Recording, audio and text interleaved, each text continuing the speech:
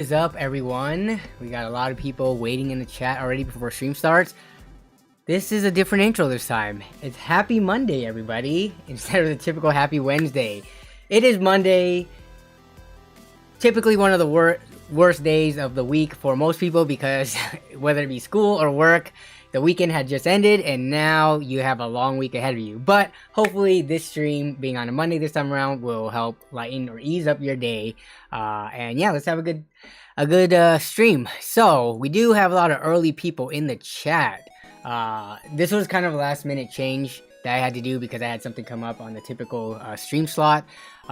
So yeah, hopefully we get some new faces. If you're a new face right now, can you say something that lets me know that you are new to the stream and whether or not, you know, this is the first time you've heard of the stream, or if it's because you typically can't make the Wednesday night time slot, but now that this one is only gonna be once in a while anyways, typically we'll do Wednesday streams, and then if I can't make the Wednesday, I will move it to another time slot. So yeah. But we do have a lot of normies, aka the regulars, in the chat. What is up, Kale130? Glad you can make it to this, you know, alternate day. What is up, John? Hope you're doing well. Aha, I tried to buck the trend. I found you. I didn't buck the trend. What do you mean by that?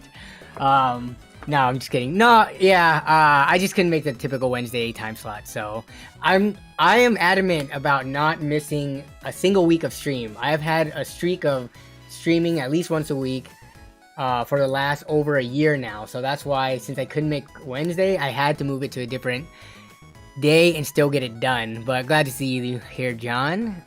What is up, Joe? What's up, Simon? Simon is new to the stream. I've watched a lot of the LAN videos and LAN PC upgrades. I've enjoyed them a lot, so I want to tune in. Thank you for the support and tuning in, by the way. Yeah, so every week, this is just a live, you can call it a live show or just a live thing where I can come on here, and typically the audience here is smaller than like a video would be, so you have more of a chance to interact with me. I read chat, I answer questions. We as a community try to help people out if they have PC questions, and just do that stuff. It's a little bit more personal here than in the typical video where I'm just kind of speaking to the masses. I read individual comments here. What is up, Craig Lilly? One of the usuals, always one of the first to leave a comment.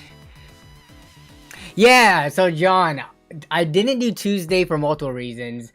I know multiple other streamers also do Tuesday. I mean, I'm probably stepping on some people's toes streaming right now. I'm pretty sure there's some other content creator in the space that streams on Mondays. But the thing about the stream schedules are, there's only so many hours and days in a week, and there's so many streamers and content creators that there always will have to be overlap. But I am glad I did. I don't think I overlapped any of the people that I know or like am friends with kind of more on a personal level. So yeah. Eduardo, the water drinking reminder. Thank you for the reminder. I do have my fresh glass of water. Let's see how much of this I get throughout the stream. Should I buy the 7900 XTX when I have 3090? I mean, in some benchmarking performance that I've seen so far, which I still need to get caught up. There was like a floodgates today of so many channels releasing 7900 XTX and XT benchmarks and results. I've skimmed through them. I haven't had a chance to sit down and thoroughly watch them, and I've read some like articles, just kind of skimming through to see what the general performance is like, and we'll talk about that in a little bit. But should you? No, I mean, I have always been of the mindset of do not do one generational upgrades.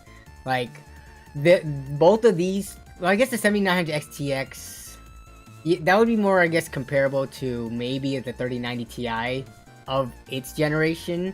But yeah, I typically wait usually 2 generations. But if money is not an issue for you, and you're looking for more rasterization performance, then maybe. But it sounds like people making this kind of an upgrade from like a 3090 to a 79 XTX, given how the 3090 is not even that old, I feel like money might not even be an issue. So why not go for the quote-unquote more powerful and more feature-filled card in the 4090? That's just what I'm curious about. Hey, what is up, Chris? Yeah, I saw your message earlier, Chris. Yeah, sorry, I had to move I had to move the stream slot a little bit earlier too, because even tonight I have something right after stream. I got to pretty much cut off exactly at 2 hours. So y'all need to keep me to that. I have a raid tonight, okay? We're raiding Naxxramas and some other stuff. But yeah, yeah, sorry, I think you're driving home on... Hopefully you're not texting in the car, Chris. Because you said you would have to be driving home from work at this time, so... Yeah.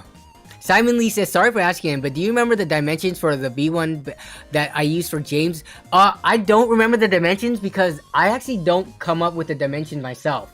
So, if you have any questions regarding the dimensions of stuff for the V1 Tech, for V1 Tech specifically, because I don't know if any other company does it as good as them, but if you go to V1 Tech's website, you can even email them too, but they can get you a printout, and even if you're not buying from them, I think they can get you the dimensions. You just go to the back plates, choose whichever one, and then you choose the... Where's the specific...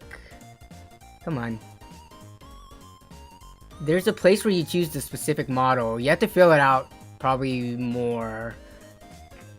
But if you email V1 Tech and say this is the card you have, and then ask them to send over the dimensions so that you could quote unquote like put a design on it so that you can you know, center it and put the placement, they should send it to you. So hopefully that helps. Isaac Hep says, I've been using a 1050 Ti for like 5 years. I just got a 1660 Super, which is a 1660 Super is like a 1070 Ti-ish range. So that's a couple tier jumps up from the 1050 Ti. So that should be a pretty like nice upgrade. It's not huge, but I mean it gets you into potentially 1440p gaming, which I would say the 1050 Ti can't really do at all. So Jagsta, yeah, I got a raid, man. We got, well, today's the 10-man raid, so it's only 9 other people who may potentially be relying on me, but yeah. So we're just chilling right now. I usually give about 5 to 10 minutes before stream starts for people to use the bathroom, to get their water, get their snacks, and get settled in before we start talking about the topic of the stream, which today, the stream's topic is, as you can see from the title and the thumbnail, yeah, 7900 XT and XTX. I was just gonna look at some preliminary stuff, like the performance from some of the publications out there, because I probably won't touch that card for a while, depending on what the stock is like, and yeah.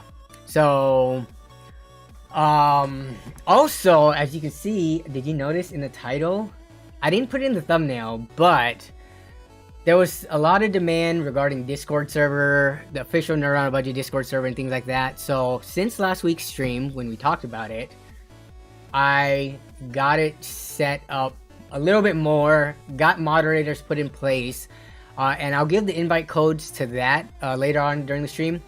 I want it to grow a little bit slowly so that we don't just get like a massive like rush of people and then things get out of hand.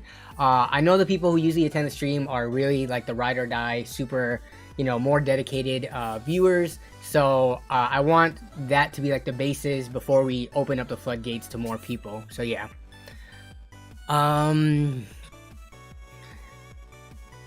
Wait, stream raid to Twitch. What do you mean by that? Where can I find the Discord server? I'll be giving the invite code to the Discord server in a bit, but I don't want people to start joining it yet until we get to that part of the stream. Because right now, yeah, I don't want people going into the Discord and doing stuff while I'm busy attending to stream, and then like, I don't know, something could go wrong. So I'll give the invite code in a bit. Hey, what's up? Alucard? I probably just butchered that up. Sparta, what's up? How you doing?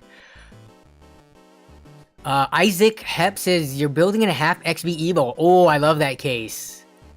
I'm trying to pick one up used or on sale. Let's see, half XB Evo. Yeah, this was my personal case for a good bit before I started the YouTube channel, and then I recently built, not recently, a few years ago, built something in one of these for my friends. You know why I love these cases. You can already tell. It's because it's got the handles. Plus, it's got a ton of airflow, ton of like hot swappable drive trays and stuff like that. This is a nice case. I love this case. I wish Cooler Master would bring this back in a micro ATX form. I would probably switch my case over to it.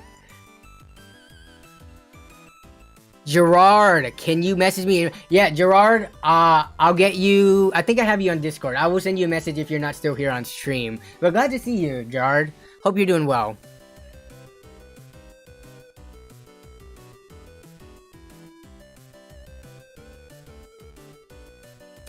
$14 Artico. I've been trying to join more streams more recently. Hey, thanks. I know, honestly, streams are one of those hard things because it's more fun when you're participating in it live. Watching the afterwards, like the VOD, I personally don't think it's that good because you're not there with the rest of the viewers being able to interact and stuff. And the fact that streams are like on a dedicated day and time slot, I know there's like conflict of schedule with some people. So I do appreciate anyone who does leave a comment and watch streams after the fact though, because like the meat and potatoes of it is during the live portion. So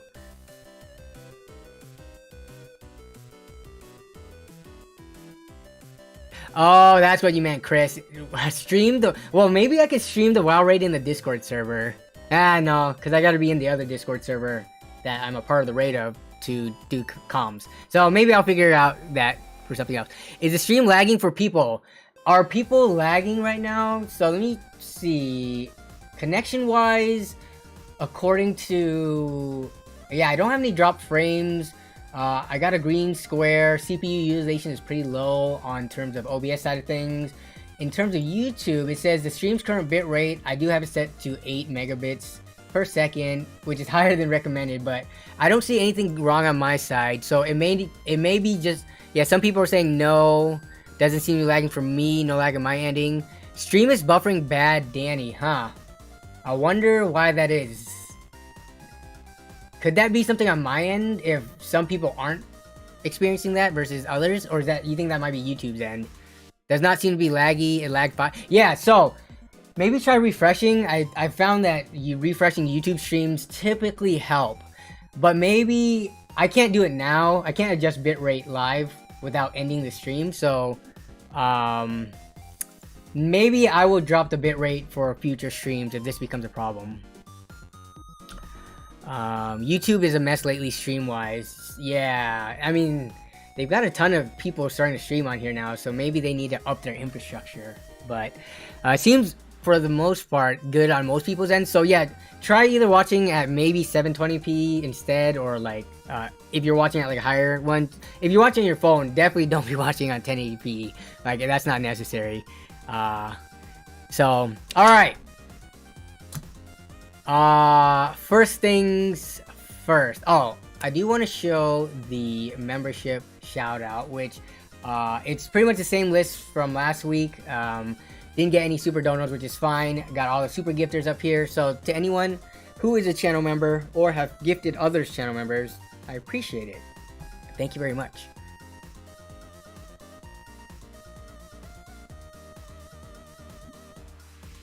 Watch on 144p. Yeah. I mean, some of the, like, you probably can't see this if it was on 144p. So, oh yeah, and if you guys could, where's that thing? Where is the Spitfire alerts gonna come on? I actually had that off from last time. But yeah. Like, subscribe, leave a comment after the stream is over. That all helps out in the algorithm and all that good stuff. But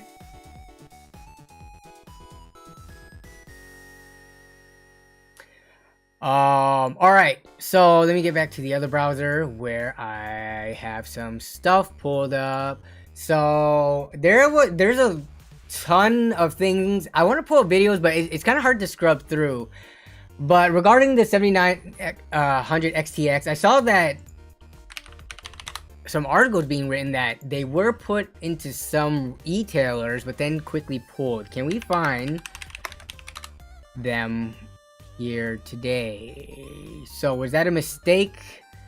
Yeah, so today was just the embargo, like benchmarks release and stuff, right? It looks like some 7900 XTX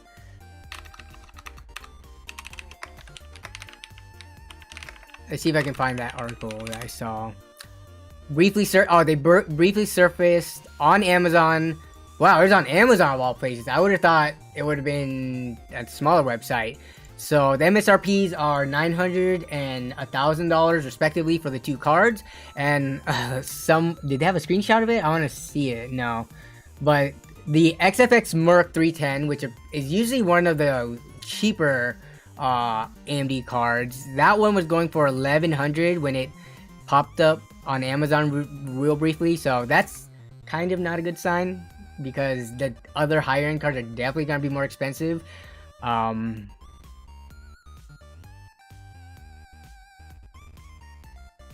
Bruce Gosaw, thank you for the reminder.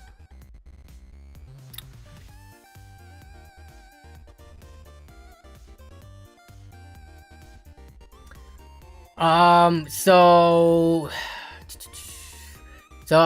I like Tom's Hardware's quick summary of this, but let me see if I can start from the first page. So, okay, no, not second page. So regarding performance, I watched all the usual channels that I typically browse for, like day 1 embargo releases. Gamers Nexus, Hardware Unbox. I didn't get a chance to check out Linus's yet. I didn't check out. Jay had Phil host it because he wasn't home, or he was on vacation or something, right? So Phil hosted his. I started watching a little bit of it, but I got distracted. And then I was looking up results on like Tom's Hardware, Guru 3D, and some other. And from what I was seeing with the 7900 XTX, and I think probably Hardware Unbox has what I would consider the most in-depth coverage with regards to how many games they test, and they do like the average FPS and stuff like that across like a large number of titles averaged out. The 7900 XTX falls exactly where it was kind of predicted to fall in the weeks leading up to this. And it's weird because in some titles, let me see if I can. Tom's Hardware only shows geometric means, which is it's a equally weighted average between all the titles. I think we might have to pull up the Hardware Unboxed. Let's see if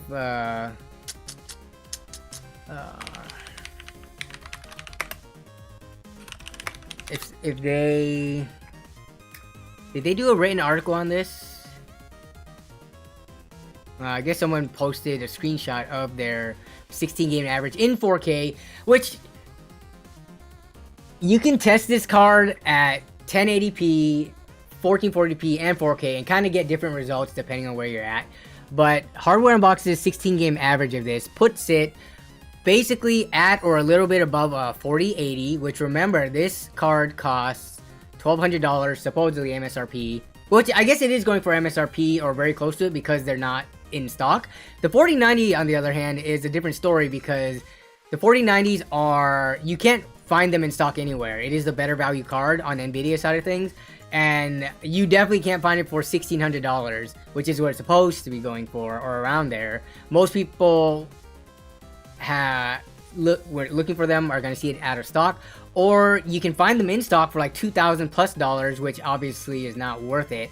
But the 7900 XTX, and just pure rasterization performance, we're not talking about ray tracing or anything else. It is sitting between these two with a slight edge over the 4080. Now, a lot of people, especially Nvidia fans, are going to argue that the 4080 is going to beat it in ray tracing. It has DLSS 3 and frame generation, as well as other features that make it the better card over the 7900 XTX. But when you start getting into that stuff, there's a lot more information to be consumed, which I have not fully consumed all of it in detail yet. So, yeah, what are your guys' thoughts? For me, everything was as expected. I was not surprised. I was not let down. This is pretty much like, alright. Some of the predictions that we saw in the previous weeks were true. I'm not overly excited about this, but I am happy at the fact that AMD did not like butcher the launch or like completely drop the ball. The launch seems to be slightly above average in my opinion. So let's run a poll on our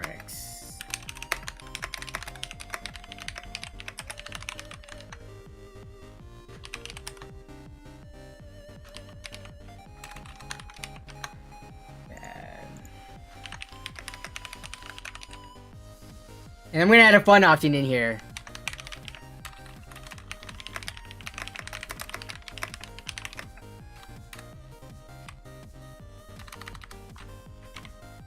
Okay, and this is that fun option that I'm gonna add is actually kind of how I kind of feel. So, what are your thoughts on the RX 7900 XT and XTX after day one reviews? Is it good? Is it bad? Is it kind of just as expected? Or does it don't matter to me, I can't afford? Which I honestly think that a lot of people are in that boat. How many of you out there can really afford a 900 to 1000 or 11 or 1200 for add-in board partner cards in a single graphics card? We have seen week after week that we can put together a really good gaming PC for $1,000. So you can either have a full functioning PC for $1,000, or you can have a pretend this is a 7900 XT Xbox. It's not, but or you can have only one piece of hardware that by itself is not functional and is just a piece of paperweight until it is paired with more hardware for $1,000-ish or plus dollars. Like, I don't know.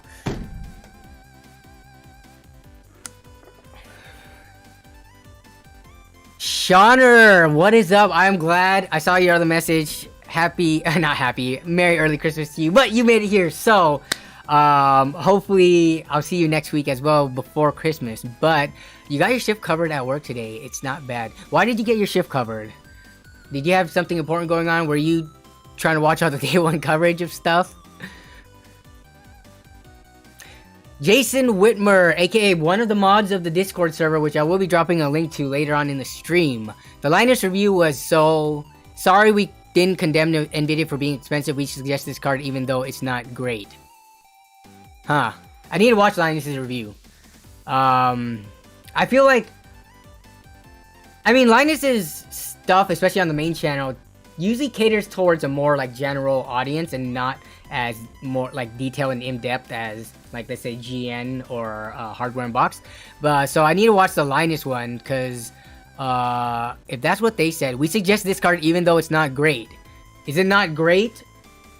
Or is it not great for the price it's launching at? Those are two different things. I'm gonna assume, I mean, I haven't heard any horrible things. I think in Gamers Nexus review, they talked about how their model had a very bad coil whine and some like power, not issues, but power, like anomalies, I guess you can call it.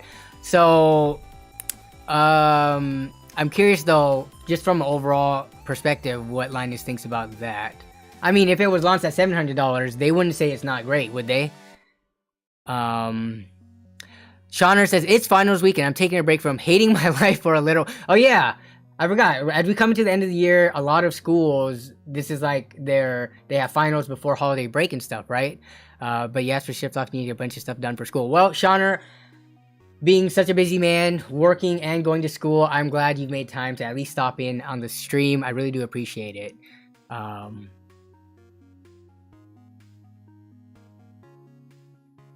JG Wright says, it's good for streamers that don't want Nvidia, but it's not a must-have if they already have powerful enough cards. It's good they have small cards.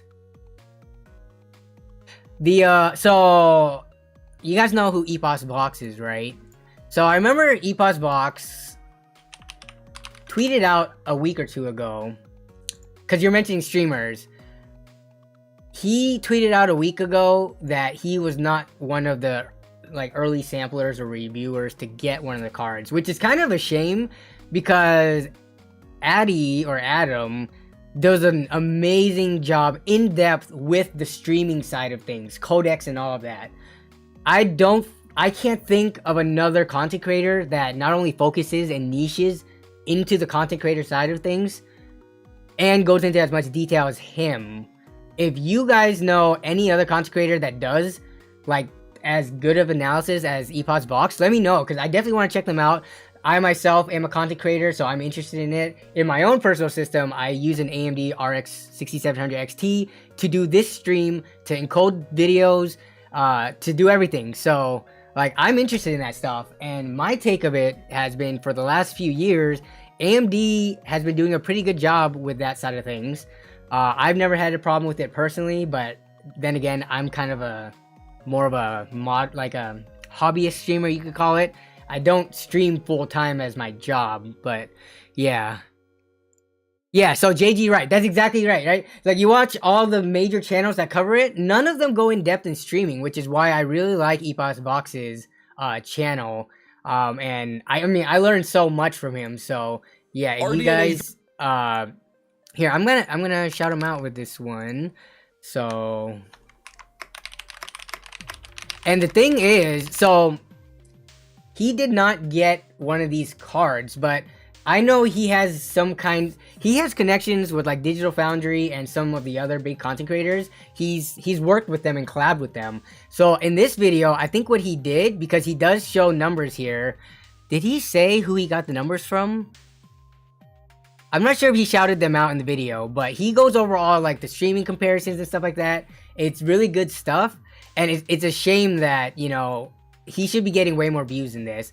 But I think what he did was he had one of the other channels or outlets that got one of these cards, and had them run stuff for him so that he could produce this video as day one coverage. So yeah, definitely good stuff to be had there.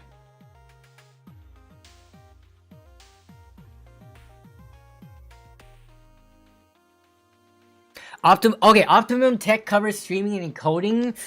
I know, so when I think of Optimum Tech, I think of like very aesthetic ITX stuff. I don't recall seeing a ton of streaming and encoding stuff, but I need to write that down and check or try to look for those specifically. And I'm curious if they go in depth, or as in depth as Addy does.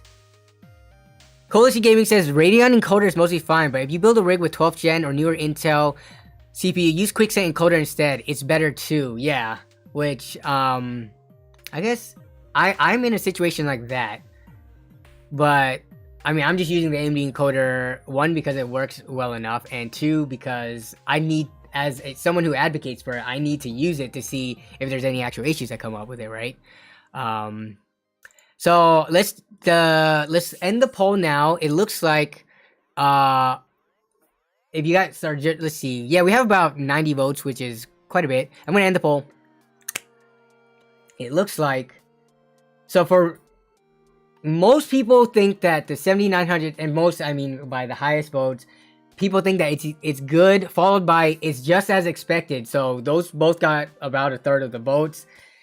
We got only 1% of the people saying that they think the launch is bad, which is pretty good, I think, for AMD. Now, I feel like the people that we have here in chat are pretty, like, neutral and unbiased. I don't get a feeling, except for Jason Whitmer, one of the mods. I'm just kidding. Most people in this stream are not biased towards one company or the other, I feel. So I think it's pretty good that not many people voted bad, but we did get a fair amount of votes of people saying it doesn't matter to me, I can't afford it anyways.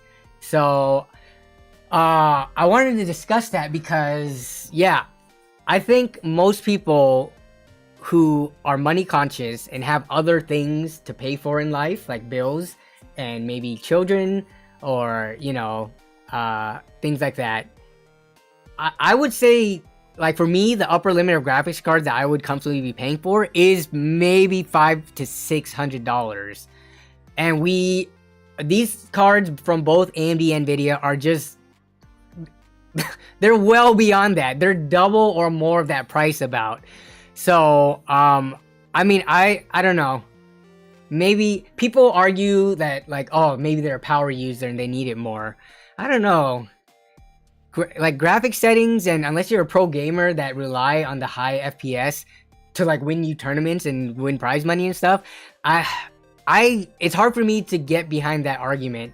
Now, again, that comes with the disclaimer that if money isn't an issue to you, feel free to buy as expensive stuff as you want. But if you actually have to keep track of, like, how much money you spend every month, your bills and stuff like that, then yeah, and you have kind of like a fixed limited income, it's hard to justify spending that much on a computer.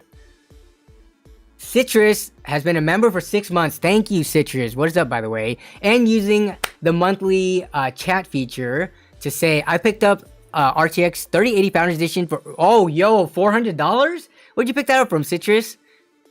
That's a Founders Edition one, too. Those typically retain their value because, you know, they have that unique aesthetic to them, and they become a collector's piece long after the cards are relevant, so nice. Simon Lee, that's exactly correct. You could build a really good PC for $1,000. Like you could build a PC with this card in it, the RX 6700 XT. You could fit this in a $1,000 PC build with a good Ryzen 5 or i5 processor, 32 gigs of RAM, 1 terabyte SSD and stuff for $1,000. I am not convinced that the majority of people out there can sit down and play on a system with this in it and say it is that much more of a horrible experience than a, you know, $2,000 PC. It is definitely a, like, different experience. You're not playing at the max settings, but in my newest video, which I moved to Wednesday slot because I'm not going to be streaming Wednesday, I was going to release it today, but we kind of switched. I talk about that a little bit at the end, because right in the back there, which I was talking about last week, that is a $300 all brand new parts build. And I sat there and gamed with it, and to be honest, like, yeah, the graphics weren't the best, but I was playing the games, which is like the most important part of it. Like being able to play the games, being able to play with your friends on the platform of choice, that is what the gaming experience is about. Everything else is just bells and whistles. Citrus said they picked up the $400 Founders Edition 3080 on offer. I can post a picture on Twitter. Give me a second. Okay, yeah, definitely. Let me log into Twitter real quick because I have not done that yet. Let me do it off the screen so y'all can't see and dox me, you know.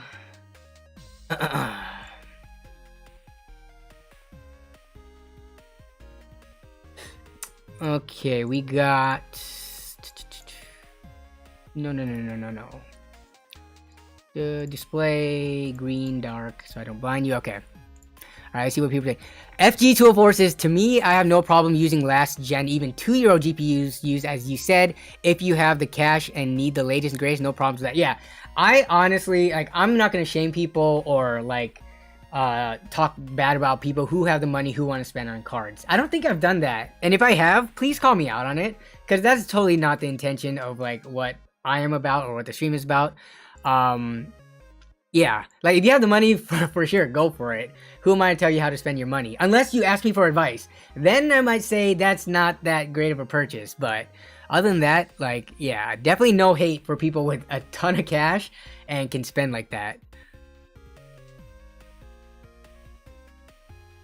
JG Wright, you make a very good point here. It is refreshing to see these cards not moving off the shelves. People have what they need to play games. 1080p to 1440p is fine. Yeah, so, I mean, the worst case of this we're seeing is the RTX 4080, because those are readily in stock. But we can't say the same thing about the 4090s, because those are just, they kind of flew off the shelves. So, oh yeah, Kevin Go, thank you for reminding all the people to do that. I appreciate that. Drucifer, what is up, Drew? Hope you're doing well. We're just talking about 7900 XT and XTX stuff right now. Ran a poll earlier. I'm not sure if the poll is still visible. I wish we can make it just like almost like a... Can I pin it? Let me see. Where are those poll results? No, they disappeared. YouTube. Oh, here it is. Pin. I cannot pin it. You had to have been there. Sorry.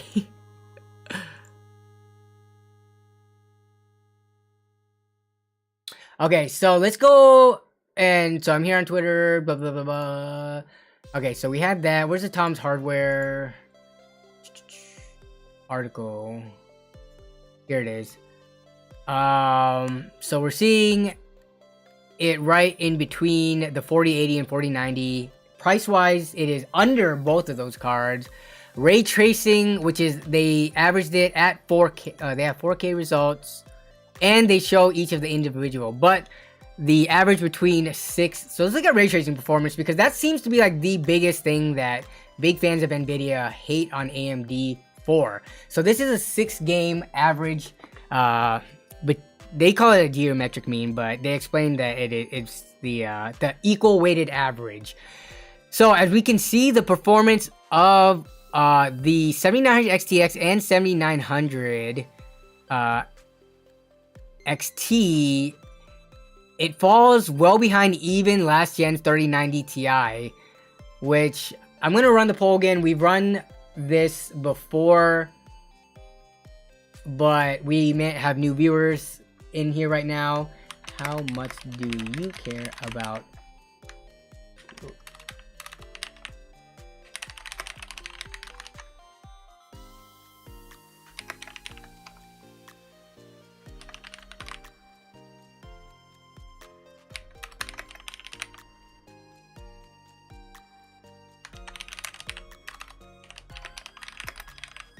Okay, so let's just gauge everyone's interest in ray tracing performance. How much do you care about ray tracing performance? Either a lot, somewhat, a little, or literally don't care. Just vote for whichever boat you're in. My vote would be in, I would say a little. I won't say I literally don't care, because it's hard now that it is very prominent in pretty much all of the new releases. Like, it is a main talking point, at least from the companies. So I can't say I literally don't care. I will say I never turn on ray tracing. I don't think it's worth the performance hit.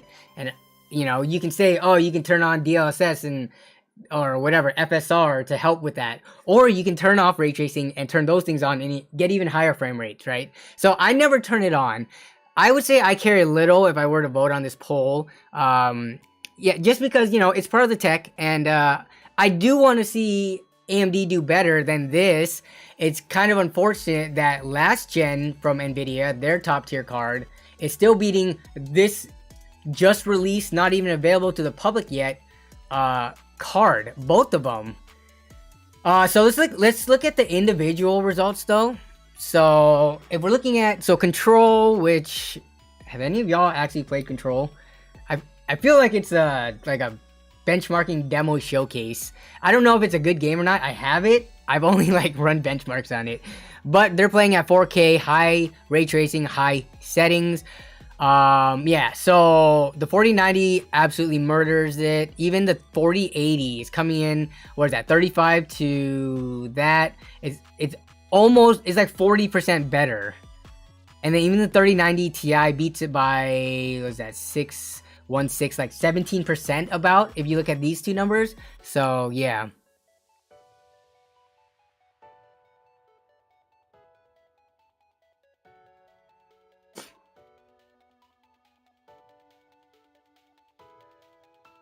Wait, did Craig say something? Why did Jason say Craig no? Did I miss something?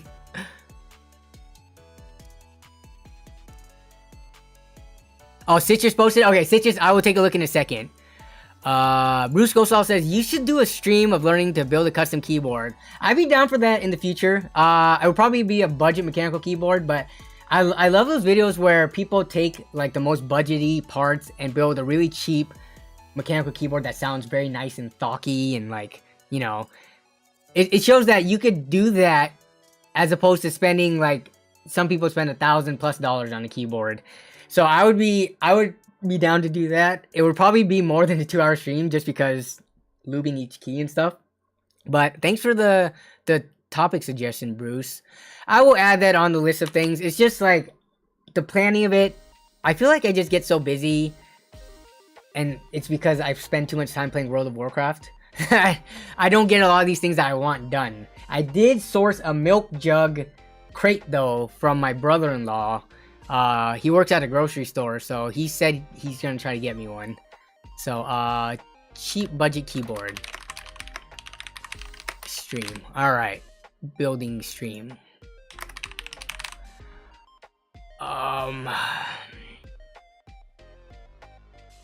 Also, Citrus, when we get to it, please tell us the story about how the meetup was. Like, was the person a miner? Were they just like another PC enthusiast?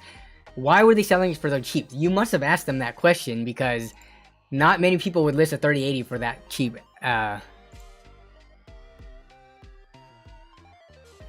Simon Lee turns on ray tracing every now and then. on Minecraft to enjoy the view, and then I turn it off because I want the game to be playable. I think that's for most people, that's the case. So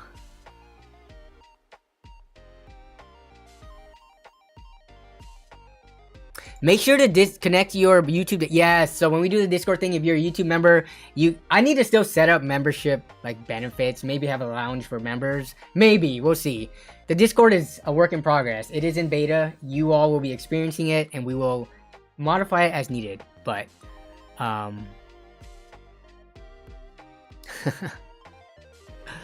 okay, so back to the Raytracing performance though. Okay, control, it doesn't do well. Is it gonna not? I'm thinking we're gonna see the same trend everywhere. Bright Memory Infinite, which I think they're just running the benchmark. I don't believe is the game out yet. It might be, but let's see. Yep, it is losing to the 3090 Ti there too. About 50% or half the performance of the 4090. It seems like the equal weighted average that Tom's Hardware came up with has the same results. Oh, and Metro Exodus specifically, it actually beats the 3090 Ti barely. We're talking about 2 FPS, which it's kind of pretty minimal. Not really anything to write home about. Spider-Man Miles Morales. Wait, did that release on PC? I need to get that if it did. I thought only the newer Spider-Man, Amazing Spider-Man, or whichever one, the remake came out. So this one, it also loses 3090 Ti. Okay. So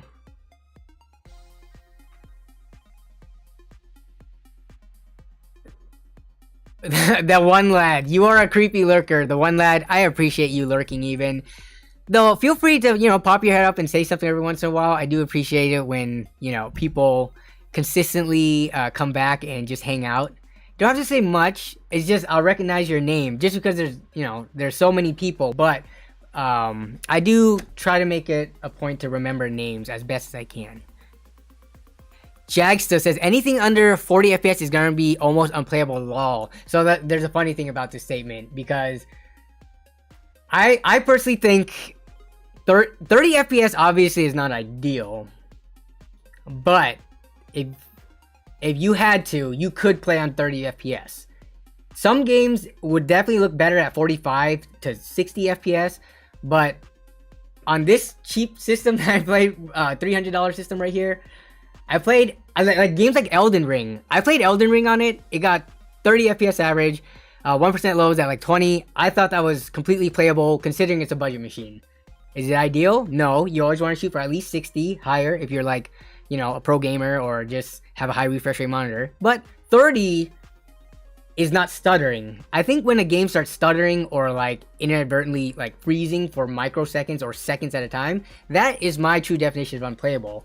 But if my computer caught on fire and I had to make do with a $300 machine for a month or two, I could still play on it and, have a relatively enjoyable experience. The Switch is 30 FPS, and a bunch of gamers, 30 FPS, and well, no, does the Switch not go any higher than that? I forget. I don't know what all the consoles are capable of playing at, but yeah. I think visually, so if 1% lows, you want to shoot for at least 30.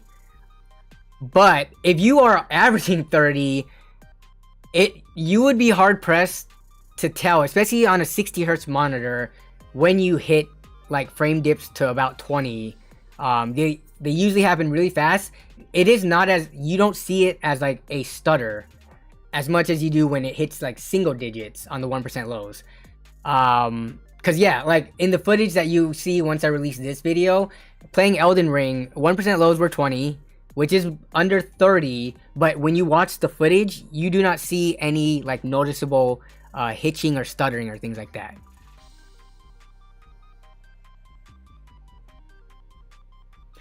Isaac Hep says, to me, 60 is more than enough. I think to a lot of people, especially if they have not experienced that higher refresh rate, higher frame rate gaming, yeah, 60 is very passable. Plus, especially people who are coming over from consoles and stuff like that, that was like the norm for the longest time. Now we're starting to see the newer, higher end consoles be able to push more. But Like, I am not a snob where I would look at 60 FPS gaming and think that is disgusting and I can't play on it. But I know there are some people out there who feel that strongly about it. Isaac, or let's see. Thank you for joining the channel membership. Okay, you gotta tell me how to say your name, and I'm still gonna mess it up. I'm gonna call you A Sparta. But if you want to try, I don't know if I remember it. If you tell me, that's the reason why. Like, it's hard. There's so many names and different pronunciations to remember. But all right, I'm gonna end the poll. We got a lot of votes, 120 votes. Wow, that is basically the number of viewers on the stream. How much do you care about ray tracing performance? We got, come on, poll, pop up. Alucard is how JG Wright is saying it. Alucard. Yeah, that's not a word that I recognize. So every time I'm gonna get like 3 different ways I want to pronounce it, and I'll do it wrong. But according to the poll, how much do you care about ray tracing performance? The highest vote, 36%, literally do not care. And then 28% is following it a little, somewhat is at 27%. And then the people who care about it a lot only makes up about 7% of the people who voted. Which, I mean, that's just my community. If you ask this to like the PC Master Race subreddit, you would probably get a different answer. But, yeah, it seems like we are all like-minded here. Oh, it's Dracula backwards. It's his son, Drew, with the freaking lore knowledge drop here. Okay, you know what? We're gonna... Let's see. I need to hear it, that's why. I'm seeing you guys type the pronunciation. Alucard. Here we go, let's go.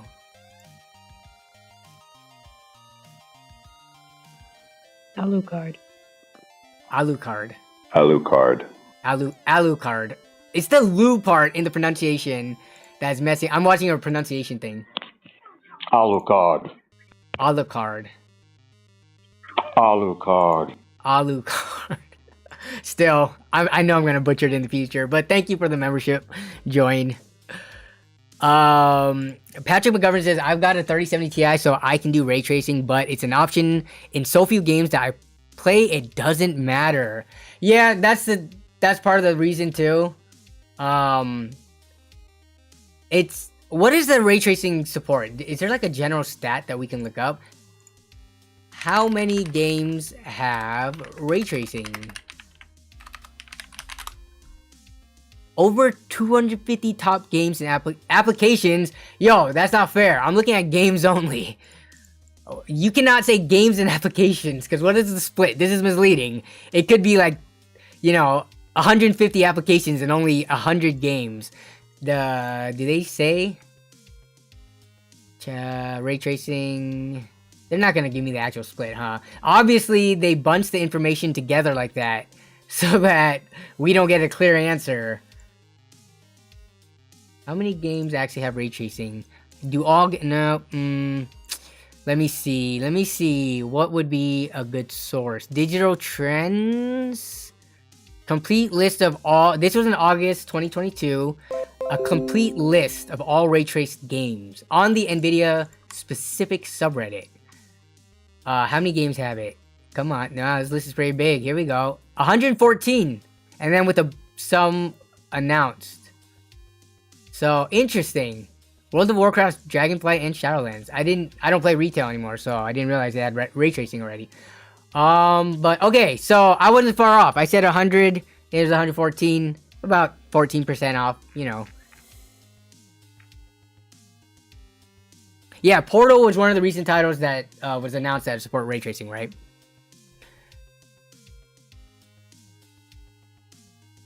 The own Isaac Hep. Yo, Jan, are you in the chat right now? You got a fan right now.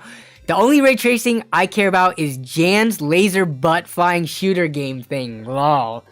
And they're referring to from the LAN Party Stories video when I upgraded his computer. Jan likes developing games as a hobby, and he loves making like those space flight shooter type games, kind of like Ace Combat 2. like aircraft, spacecraft, battle dueling games. And in his game, he had a laser come out of the back that you could rotate your craft to kill other people. And I cannot believe you brought that reference up. That's awesome. WoW has also that's true. This is a good point. Ray tracing support is a number of different things. It is not all the same. Some games offer it to varying degrees compared to others. Like, I think what Patrick McGovern's saying is they only have ray trace shadows, but not like the illumination side of things. So, yes, Jan was working on a scary game as well. We need to bother him about that because I think he's been getting lazy. You know, when things are a hobby, when you get busy in real life, it's hard to keep up with like developing things like that. But yeah, his game actually looked awesome. Yes, it was. And ray tracing is coming to some phones. What? Oh man, I need to. When that happens, we need to like look into that because I am very interested. Ray tracing on phones? Don't you all have phones? The Blizzard thing, you know. Yeah, typical software guys indeed. Jen, I need to clip that actually and post it to him. But let's see. Wow, we're coming up on an hour stream. We have a lot of discussions. We've had a lot of discussions on 7900 XTX and XT. It seems like most people are pretty happy with how the launch is going so far. And they don't care about ray tracing, which seems to be the only reason or the only major category that it's losing in. But I wanted to bring up Blender benchmarks just because I don't even know how many people care about Blender, but it is showcasing a different type of workload for non-gamers that AMD really needs to work on. Where is it at? Blender benchmark geo mean. Here we go. This is what I want to look at. So, if you all want to run the Blender benchmark, you can. Let me bring it up. Like, I do this for most of my videos. I'm pretty much doing it for every single build I do and like, you know, quote-unquote review or showcase now. But Blender benchmark, if you just Google Blender benchmark, you can go to opendata.blender.org. You can download this benchmark and you can run it right here. Download benchmark for Windows. It is a very small benchmark. It is like less than a gigabyte. You can run it both on your CPU and GPU, and you can get numbers to compare against like either myself when I publish it in a video or websites like Tom's Hardware to see where your numbers fall in line in comparison. So this is the Blender performance of the new cards, the 7900 XTX and 7900 XT. As you can see, NVIDIA is dominating the performance here. Like, even the Titan RTX and the 3080 non-TI are just miles ahead of the two most recently released cards. And my head is in the way, so you can't see the other one. Let me see if I can zoom out anymore. Then, here. Let me zoom back to here. Yeah, then you have your, like, last-gen top-end cards. Look at these abysmal performance numbers compared to their counterparts on NVIDIA side. You're looking at almost 3 times the difference between some of these. So, only 1,000 people on the planet use Blender. That is true, Jason. But the funny thing is, the fact that one of my most recent requests from a personal friend of mine asking me to help her build a computer, and she said she is getting into Blender and using Blender. So, I mean, there's other, oh geez, we got some porn adverts. Let me get rid of that. Hide the user from the channel. Okay. Let's see. They show it per scene. Yeah, Junk Shop, Monster. So basically all of them, they give the same-ish trend. So we don't really need to look at the individual graphs, but you would look at these if you were to run it on your own computer. Let me see what else Tom's Hardware had. GPU, total power in watts using the Metro Exodus loop. What do we have here? So 6950. So the total power draw here is looking pretty good. We're looking at the blue graphs right here. It is lower than even. So for the power draw stuff, I definitely want to look at multiple sources as well. I could have sworn that some of these numbers should have been higher than NVIDIA's, but this is showing that it is lower than a lot of NVIDIA cards, even last gen. So I would want to double check the numbers on this, because this is a Metro Exodus loop. I mean, Furmark or other games or like 3D Mark could give different results. So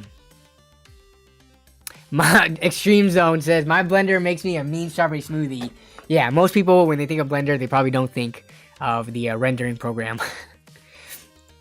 Larry Off the Grid says, I was just gifted a 6950 for my first rig.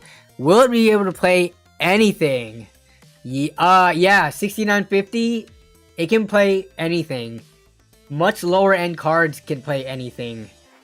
This $300 all brand new parts PC could play anything. Not well, but it could. I played Cyberpunk on it and you'll see how ugly the footage looks like. But a 6950 XT, I mean, you are maxing out everything in 1080p.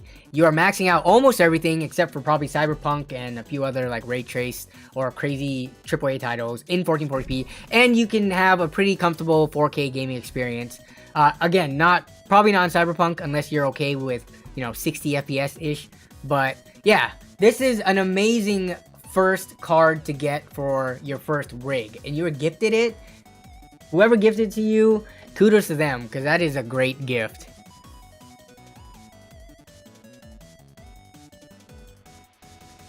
Drifty says, nope, if I were to hypothetically develop a 10,000 hertz 24K monitor, would you review it? I want to get into monitor reviews.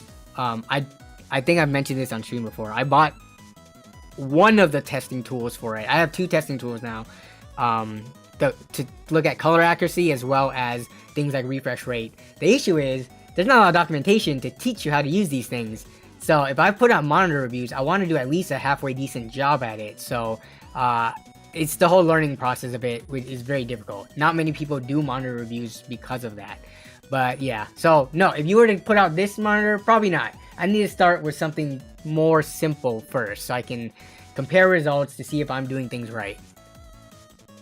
Master Singleton says, I rarely use Blender, however, 3D Mark is the default factor, or de facto, William Defoe? De facto benchmark tool. 3D Mark is nice to get like one number to compare to. I always do 3D Mark benchmarks. However, it is not really representative of real world, like in-game benchmarks, which is why I like to supplement it with a lot of games. Like I typically test anywhere from like 8 to 12 games in my own videos. And you got channels like freaking... Didn't Hardware Unboxed did they do a 50 graphics card video, or did they do a 50 games tested video? It might have been 50 graphics card tested on like 20 something games. But yeah, 3D Mark is nice for a quick, dirty comparison, but you don't always see the same trends as to which graphics card is better in 3D Mark versus like real games. So yeah, Noxu, hopefully I probably butchered that. My 1063 gigabyte can run anything. That is true. It can run it. And it can run probably a lot of things decently on 1080p. Oh, Radeon HD 6950. Yo. Is that the card I had? I'm trying to think of... I think I had the 6950 specifically. I would have to pull up my Newegg invoice.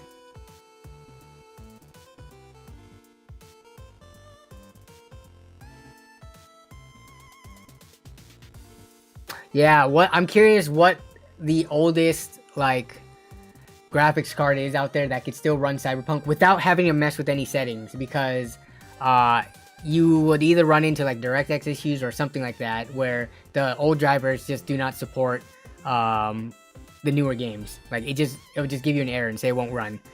Low Spec Gamer used to make a lot of content about how to get around things like that, but more recently he stopped making those types of videos, and he's doing more like history type of video gaming history essay type videos now, unfortunately. So yeah, I can't wait to watch all the oblivious people bitch about the AMD drivers. Yeah. Yo, Jason was one of those people recently. So Jason Whitmer, one of the mods, one of my buddies in the chat right now, he recently sold his RTX 3080 Ti and went down to a RX 6650 XT. He uploaded a video this past week. You should definitely check it out. It's about the mini gaming PC. Well, he uploaded kind of a couple recently, and about the iPad too. But when he was exporting the video, because he had used an iPhone, we think that it caused exporting issues. Like there was artifacting and pixelation due to it, and the first thing he did was blame AMD in the DMs with me. And then I looked at it and I was like, what video codec did you upload the video in to you know, do in Premiere Pro? And then he goes, I shot it on the iPhone and it wasn't H.264. So it was some other codec, and it's AMD's fault, and nothing you can say to steer me away from it. Yeah, sure, Jason.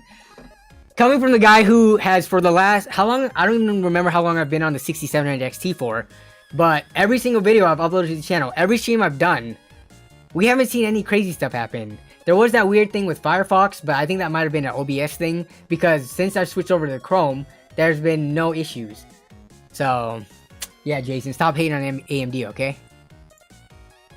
Alright, let's see, Blender results. I mean, I think that's pretty much it.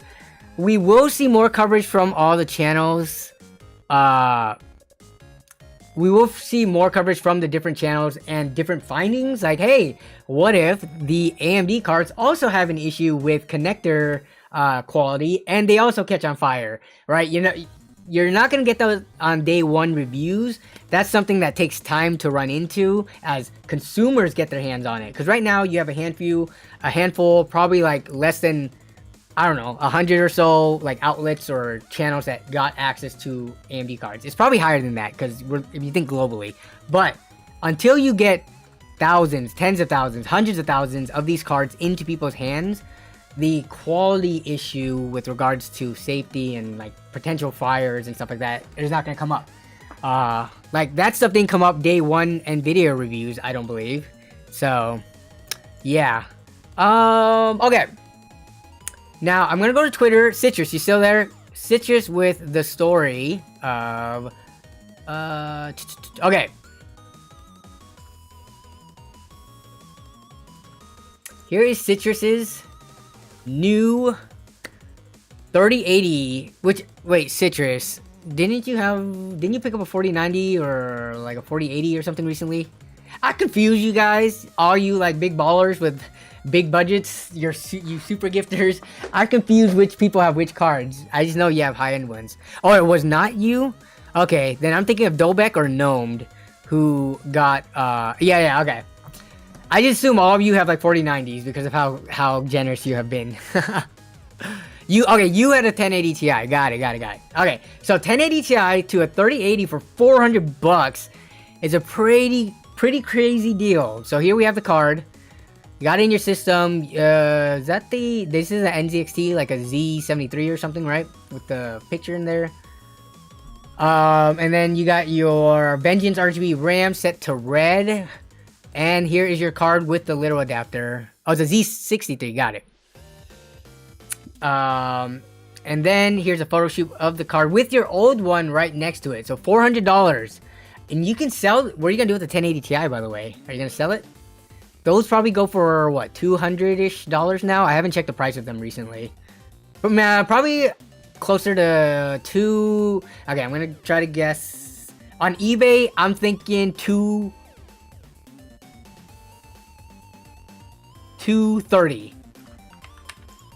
Let's see if we can find it.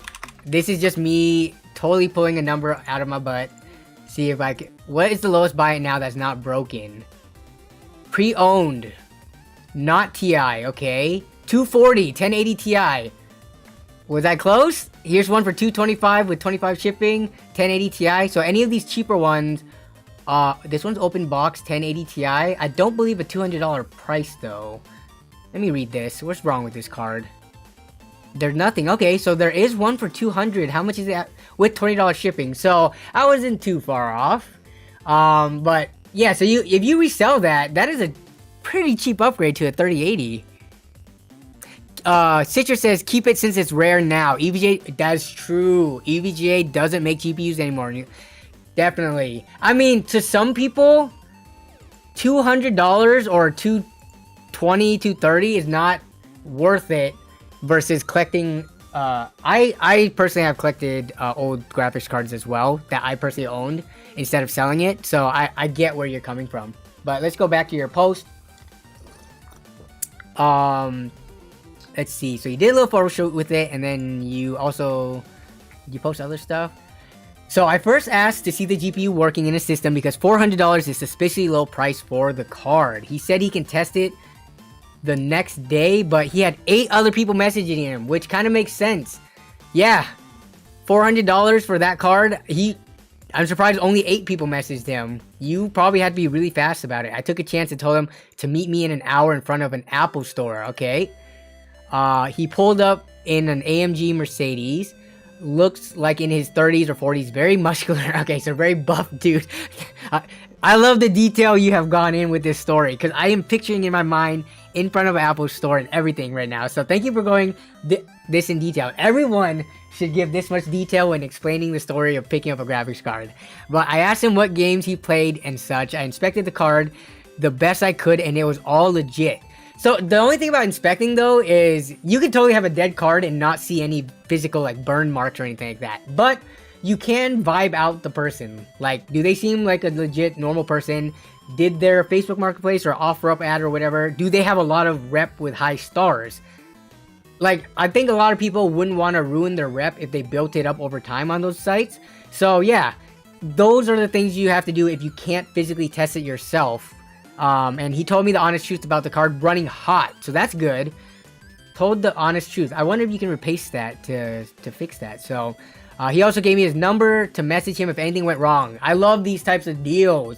I personally, just because of what I do, being on, like, you know, being a content creator and having a lot of followers, I don't give out my number.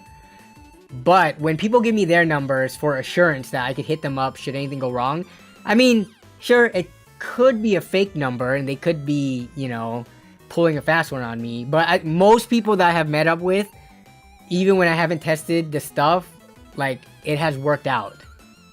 There was only that one time, and I made a video about it. I bought a $180 pre-built machine, and it ended up not working because the power supply was like crap. And I thought the people might have stolen the PC after the fact, after like putting it all together. But it ended up working out that the build was still valued at over how much I paid for it. That was like the only sketch time that I bought something from someone that I can remember. But yeah, so awesome. Thank you for giving the full details of this, by the way. I really do appreciate it. Jason Wimmer says, I have Danny's number. We'll trade for NVIDIA GPUs. DM me. What you don't know, Jason, is that number that I gave you is actually a Google Voice number, and it's my burner. Okay, so since we're looking at Twitter now, I'm just gonna go through the Twitter submissions. And after Twitter submissions, we will get to the Discord discussion. We have about 50 minutes left before I have to go raid Naxxramas. So Japoye, before and after i5 10400F, and then before RX 6600, after RTX 3070 for 420. Not a bad price for a 3070. So Japoye, let's take a look here. You got your build here. You got an all white theme going on, looking like the H510 Flow, NZXT Flow case. I can't tell which one it is just based on it only has a single fan at the front, so I think it is like the H5 series. You got your white cable combs looking pretty nice. You got a lot of things going on here. I see the viewers can't see it, but we do have a deodorant stick there. It looks like you use Old Spice deodorant. And then what is this cat thingy right here? But here's the build again. Pretty sleek, nice looking build. Oh, and then you got the RTX Gigabyte Vision card, which is very silver with that purple bar here. And then you have a, oh, are you using a secondary card for streaming? Oh, no, you're not using that for, what am I smoking? You just put it in there for size comparison, I believe. There are no PCIe slots down here. So, oh, it's your little trash can. You put your trash can that close to your computer? It's a cute trash can, though. But yeah, very solid setup that you have now. You have an i5-10400, the RTX 3070. That will, that'll carry you pretty far in terms of gaming performance. I like it. So, the cool thing is, I think that is all. Is that all the stuff? Oh, we got 2 more submissions. Okay. So, let me get through these 2, then we will talk about Discord, because the Discord is going to be a place where you can now submit things and I can look at it and not have to use Twitter, because people have said they don't want to make a Twitter account or they don't have Twitter. So, yeah, now we could use the Discord for that. But going to the last 2 Twitter things, let me take a look at chat real quick. See what's going on.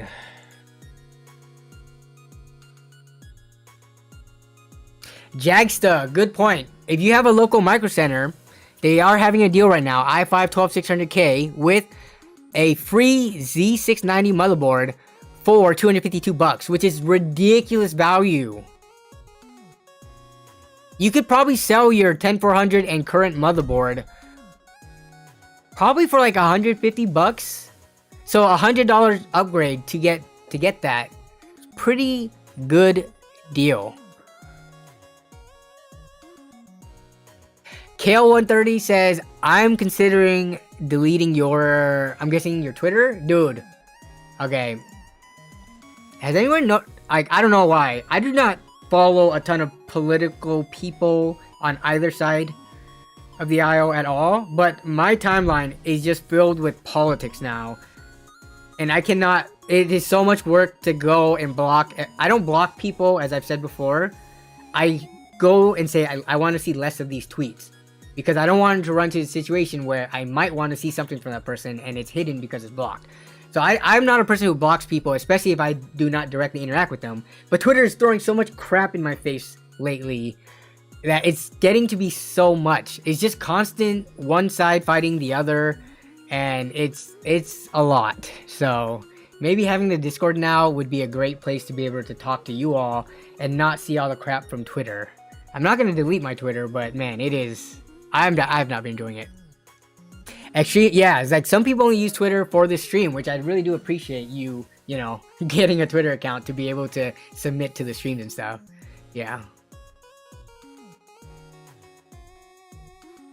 On Twitter, you can make lists to keep up with them without following them. Well, the issue is, I follow people, and I want that to be the majority of my timeline. But I get a lot of ads or recommended now, which there are so many different categories that you have to opt out of getting recommendations for, that it is impossible, because they will come up with new similar categories to try to push stuff in your face. Yeah. Oh yeah, I use Twitter mostly with my app because I'm doing it when I'm like either in bed or out, doing other stuff. I don't use much Twitter on my computer actually. It's mostly on my phone. For me, it's a very mobile app. But okay, getting back to the Twitter side of things for the submission. What do you think about the Dell Precision Tower 7810? I might be able to get 2 of them for my work for free. Let's take a look. Like I said in the most recent video I put out, I cannot remember these Dell towers. Oh, okay. I can kind of give you an opinion just by looking at it, and you can probably tell why my eyes lit up. But the 7810. So let's take a look at this. So you can probably tell why I like this tower already. Y'all can probably tell, like, there's 2 big reasons. Oh wow, look at this. Remember how I was talking about how these towers are always beat up? Because, yeah, this one is pretty scuffed up. But, what is that, a dent? What is that? Is that a... They're stacking these things up so high that the bottom ones probably get trashed. But, okay. So, I like these because, one, y'all can see that big fat handle on it right there. This does look like to be a standard width. It looks like it should be able to fit a stand... Ooh, that's gonna be tough. I wonder how easy that cage is to remove. This almost doesn't look like a standard power supply. It does have drives and stuff. So what you're mostly gonna be using this for is, I would assume, if you're gonna be buying a full case with motherboard and everything, and possibly, does this include RAM? The Xeon, see, this is another thing. I cannot, like the Xeon, like hierarchy, I do not know them off the top of my head.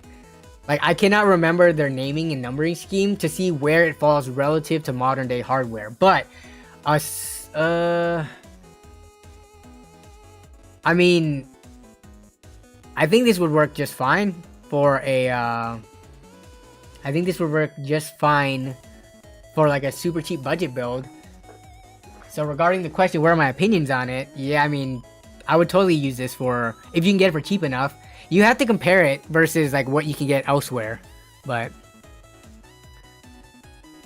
JG Wright says the PSU isn't standard.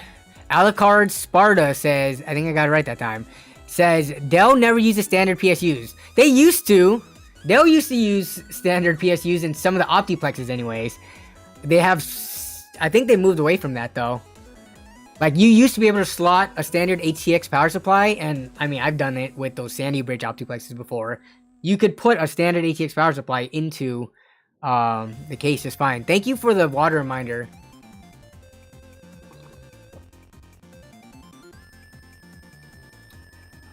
I wonder if the server variants have PCIe power. What do you mean by that, Drew?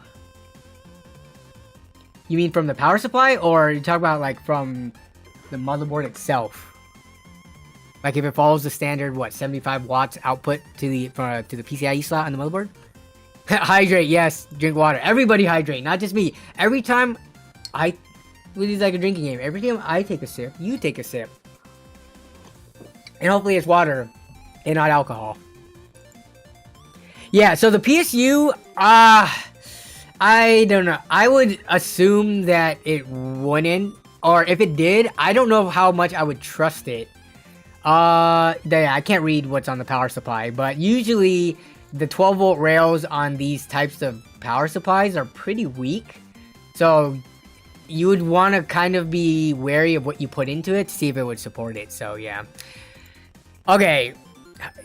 Kevin Go is hydrating with Red Bull zero sugar. Doesn't caffeine and I feel like Red Bull would actually dehydrate you. Yeah, GTX 1650, GTX 750 Ti, GT 1030. That's what you throw in here for guaranteed compatibility and working. So, sugar-free energy drinks rise up. I don't really drink sugar-free energy drinks just because a lot of the drinks that I like, the Mountain Dew Rise. Do they have a sugar-free version? I haven't seen it. I think those are my favorite energy drinks right now. Rise up. Drea FPS says, hey Danny, I got a Red Devil 6700 XT and just wanted to know if a 700 watt power supply is good enough for it. A reputable 700 watt power supply will be good enough for 6700 XT. We can actually look that up though. 6700 XT power draw. So oh, this is, I'm gonna show you. Yo, check out this power supply. I'll get back to your question in a second, but look at this power supply. Can you see the price tag on that? Come on, focus. Focus. Oh yeah, there we go, baby. 500 watt power supply for $20. There are some of the specs right here. So with the power supplies, you have to be wary. Like, you cannot, and be on the lookout for this week's video, because I talk more about power supplies because I feel like there's a lot of information to digest, and I try to make it as digestible as possible in my video. But this is not a true 500 watt power supply, and the $20 price tag is a pretty big indicator of that. But if you look on the rear here, the rail, you hear about like the rails on a power supply. You got your 12 volt, 3.3 volt, and 5 volt rails, and those are used to power different things in your system. So the 12 volt rail is mostly what we care about with modern day systems. That's like the CPU, the graphics card, things like that. The most power consuming parts. SATA drives and things like that use the other rails, but that's never an issue. It's the 12 volt rail and how much that could actually produce. Now, this box, if you can take a look at this table here, look at that 12 volt rail column right in the middle. For this 500 watt power supply, it's rated only up to 26 amps. So you multiply 12 by 26 to get the power output that this is technically capable of, supporting, and you get 312 watts. This is really a 312 watt power supply. So when you're asking the question, does the 6700 XT work with a 700 watt power supply? A 700 watt power supply from a crappy brand is not necessarily a good, not only is it not good, it may not necessarily even support up to 700 watts on the rail you care about. So let me take a look at EVGA's website. So let's take a look at an EVGA 700 watt bronze, right? So we look at this right here, and you can get these from all the manufacturers' websites typically, but if we pull up the label, okay, right here, see, this is good. So Ripple and stuff is another conversation we can get into, and I try to explain it a little bit in the video. But let's say for this power supply right here, 700 bronze, assuming it meets all the ATX specs, it shouldn't blow up or burn your house down, nor should it damage the parts in your computer. If we're looking at what the 12 volt rail here, you have 58.3 amps max output, which if you multiply those, you get this is a true 700 watt power supply. Let me try to find an example of a bad one. A PVA, do they make good power supplies?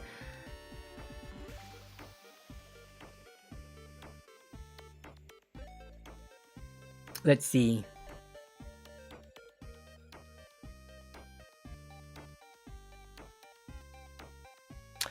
Let me get back to the riser sugar. Jason, hey, I'm having a LAN party in January. I want to come, but I have a wife who has been feeling neglected because I've been playing too much World of Warcraft. I'll talk to her again about it and see what she says. Because if flights are that cheap, I'd be down to come to Texas. A good 600 watt would be enough for a 6700 XT. So Drea has a 700 watt power supply for the EVGA BR. That's fine. Are people saying it's not bad? Or are people saying it's bad?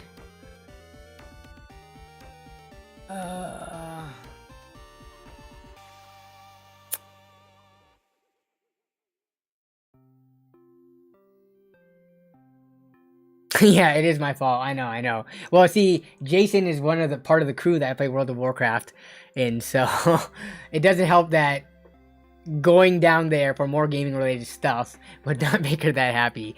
But okay, so let's look at that one.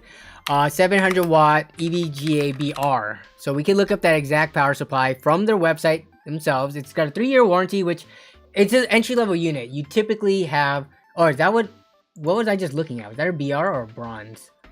Oh no, it was. Okay, so we just looked at the exact power supply you have. It will be fine. Now, a lot of people are going to say, I bet you it's a C tier. I bet you it is a C tier power supply. Let's take a look though. So this is the tier list that everyone loves looking at. And let's see, EVGA. So you can try to find the EVGA power supply on this list. Okay, where is it? Come on, go away, Zoom.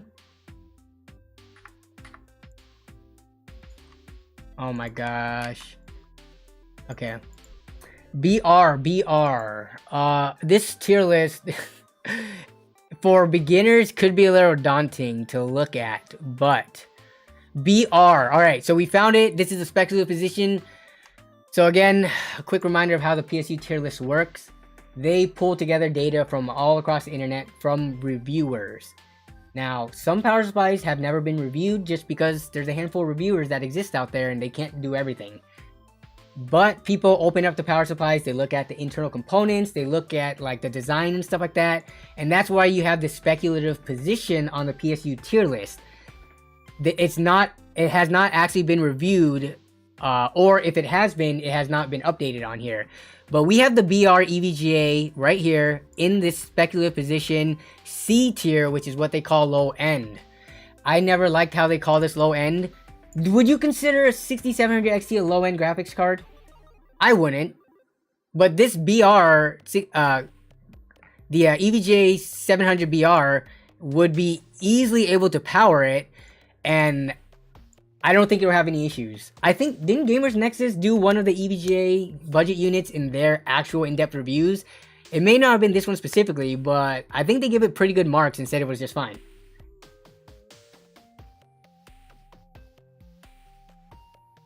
Oh yeah, we gotta get, okay, we got about 30 minutes left. So, back to answering the question though, what is the 6XT power draw? Let's just take a look. The 6700 XT is has a power draw maximum rating of 230 watts. It could be a little bit higher if you overclock, if you have certain factory overclocks from different board partners. Let's just conservatively, worst case scenario, say it somehow spikes up to 300 watts. Your CPU is not going to be that high. Add in like 100 watts for your CPU. Most of them are like well below that, but yeah, 700 watts got you fully covered. Do not worry about it. All right. Is it time to do Discord? People are, they keep on posting to this. We got to get through with the Twitter side of things. Dre FPS says, thanks for answering my question. Appreciate my dude. Yeah, no problem. I mean, honestly, I think people are way more scared of power supplies than they should be. So I would like to normalize like budget power supplies, not blowing up your house. Okay. John Swag is showing off their before and after V1 Tech backplate. So they got an all white build. Very nice looking build here. Got Corsair going on everywhere, but this card sticks out like a sore thumb. Bam! You put a white V1 Tech plate on it, and it matches the rest of the aesthetics, hiding that silver. This looks pretty sweet. Look. Thanks for sharing, John. PC issue. We're gonna blaze through this so we can get to the Discord. We probably need a tech support part of the Discord server now that I think of it. But PC issue. Losing my mind. My PC has around a 2-minute power on delay after pressing the power button. I shorted the mobile header pins, but it's still the same issue. What specs do we have here? I'm getting my mobile replaced, but I'm not sure if that could be my PSU. Thanks for the help. It has been the same outcome of delay before and after. I undervolted my CPU. So this only happened after you start messing around with undervolting, is what you're saying? I also updated the BIOS running Windows 11. I don't think BIOS and Windows 11 would do something this drastic. I mean, it could, but that's not what I would first go to. So what do you have? You have an 850 watt platinum. You had more space to write. Like, which model power supply did you have? That might help. 850 watt plat from a no-name brand that could be Sketch is different than one from like Seasonic or Corsair. But you have a pretty high-end system. You got a well, you have high-end CPU. You have an RTX 3060 in here. What would cause I've never run into this problem. 2-minute delay from when you press the power button. I mean, I know BIOS settings typically have like fast boot and stuff like that. I've never messed around with anything that might have caused delay though. I mean, honestly, I've never run into this problem. So does anyone in the chat, does this sound familiar or have you dealt with this before? And this is where the Discord server tech support section might be helpful. Because honestly, y'all know I don't know everything, right? Like, I know some stuff, but I don't know everything, especially with PCs. There's so many intricate little problems that can occur with a specific set of like hardware that's not common at all. So stuff like this, yeah, I don't know. Make sure the front power connector is plugged in all the way, maybe. Well, they said they shorted it directly with like a screwdriver on the motherboard, so that isn't the issue. Will there be a marketplace on the Discord? Yes, Shutterthog. There will be a marketplace. I already set up a buy-sell trade channel. Alright, we're going to get into the Discord really quickly here. Pood, I'm sorry I couldn't help you, but if anyone else in the chat can, please give them at least like maybe a hint or a clue as to what to look for. And maybe if you could join the Discord afterwards, people can help you out there. But the last one. PCMR Warrior here with the 5800 X3D upgrading from a 5800X. RTX 3080, waiting for a 4080. Man, you are going for the high-end stuff. 32 gigabytes of RAM at 3200 megahertz, okay, and a LG C1 OLED 48-inch TV, which more recently, as I've been talking about TVs, so many, like, I recognize what this TV is now. Okay. And then here's a picture of your parts as you are getting them in. Thank you for sharing. Now, it is time for the Discord. Nobody has joined yet, right? How did Gnome get in here? Jason invited. Okay, that's fine. All right. No perm to view the server rules and new member history. Aloha. Oh. Okay, I need to give permissions for that unless Jason already set that up. Oh, okay. No, I need to fix that.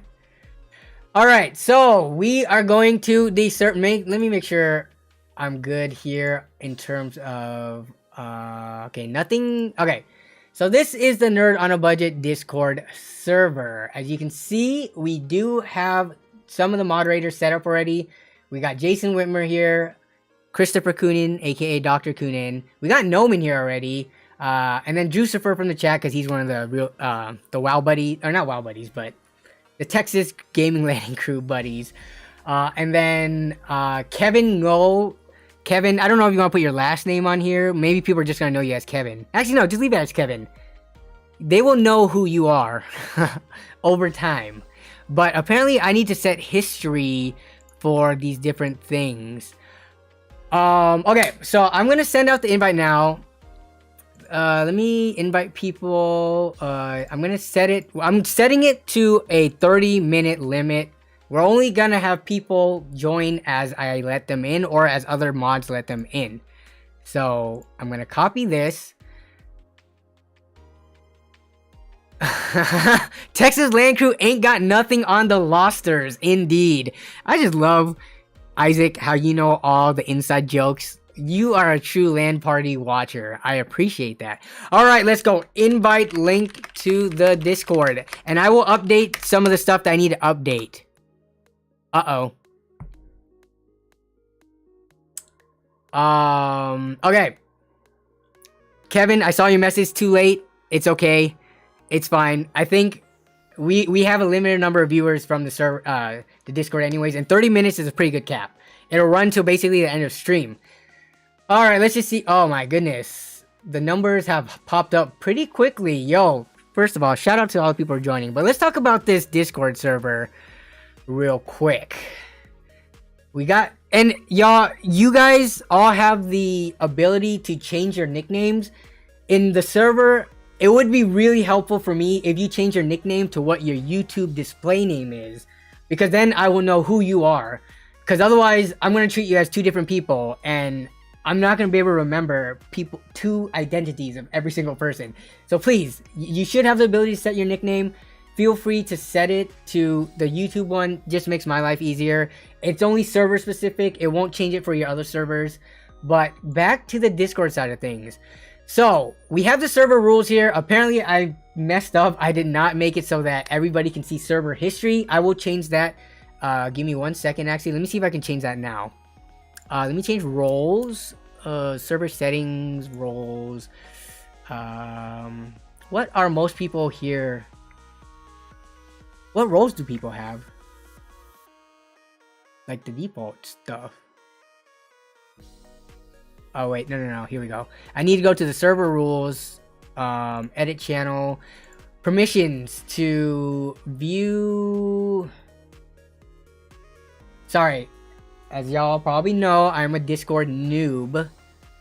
Where's the read message history? Yes. You can read message history, save changes. Okay. So you guys should be able to, and I will do that for all the channels actually. So give me a second to do that.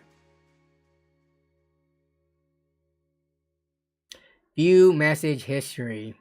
And then I'll go over everything in the channel that we have so far.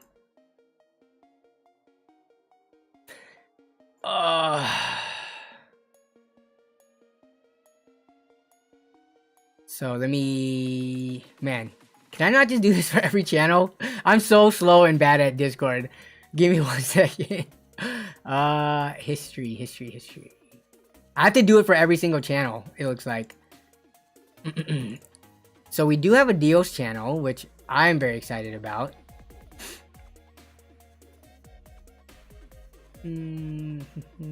Okay. And you might have to refresh or like close out of Discord to be able to see it. But, alright, for all the important channels, there should be the rules for. So, here's what we're looking at. Here are the official rules. I'm going to read them out loud just because I know people would just be signing things and agreeing to them even though they don't actually follow them. But, the rules. Number 1, don't be a dick, don't be toxic, and treat everyone with respect. Pretty self-explanatory, but, you know, it just has to be said so that I can point at the rule if anyone breaks it. Number 2, do not impersonate mods or other members of the server. Do not pretend that you are somebody else. I actually need to edit that. Let's edit it right now. Do not impersonate mods. No, we'll just leave it for now. Basically, you shouldn't impersonate anyone on the server or not. I'll fix that. But I'm just trying to get through these. Don't use excessive obscene language. Like, cussing and stuff is fine, you know. You can cuss, just don't have a cuss sandwich where you start and end everything with a cuss word and just do it like you are a 12-year-old in middle school who just figured out what cussing was. Like, just use it in moderation, please. Don't post explicit content, as always. You know, no violence, gore, abuse, nudity, porn, not safe for work stuff. I think because this is a community server, Discord already combs for that kind of stuff. But if it doesn't get caught, just don't post it, okay? There are other places to get that stuff from. If you're interested in that, please join those type of communities that focus on these types of stuff, but not here. Do not throw shade or talk down other Discord members, content creators, or companies. You can discuss them, but do not have these long sessions where you just talk crap about them, okay? That's just not respectful, and it's not fair, especially if they're not there to defend themselves. So please be mindful of that. I've seen this in so many other servers, especially like the tech content creators. People just be talking crap about other content creators, not the owners of the servers themselves, but just community members or viewers. Like, they love to gravitate towards one viewer and have them as one tech channel and have them as their favorite, and then just dog on other ones. Please don't do that here on this server, okay? Right click to clone it with the same perms. Okay, will do. And then limit discussion of religion or politics. Anything excessive or baiting will be deleted. I think this one is self-explanatory. It has been shown time and time again that people cannot have civil discussions when it comes to these types of topics. Now, if you're gonna mention something briefly, it's fine. Like, you can say like, oh, I went to church yesterday, or a member of my congregation gave me a free PC, or things like that.